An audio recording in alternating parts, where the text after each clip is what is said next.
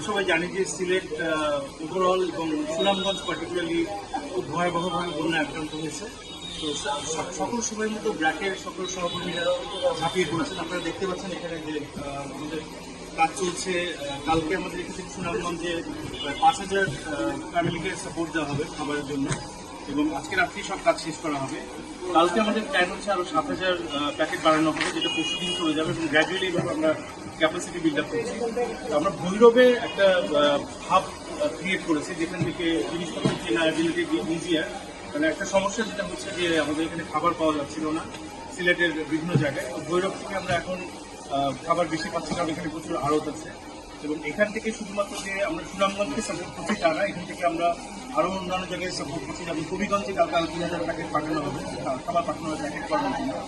তো এবং সিলেটেও যদি দরকার এখান থেকে পাঠানো যাবে, এবং নৌকা পাওয়া এখান থেকে রিলেটিভলি ইজি।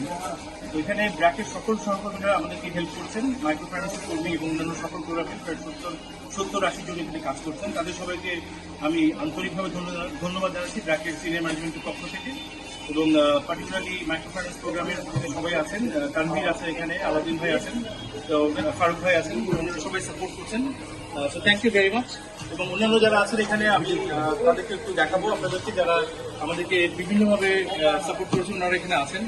তো আপনারা দেখতে পাচ্ছেন যেখানে যারা সবাই আছেন, সবাই কাজ করছেন আমাদের সাথে একসাথে। Thank you very much. এবং সবাই আমাদেরকে সাহায্যের হাত বাড়িয়ে দেবেন, যেটা আমাদের সবচেয়ে বেশি দরকার এখন।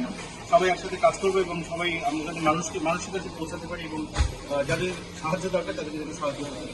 Thank you.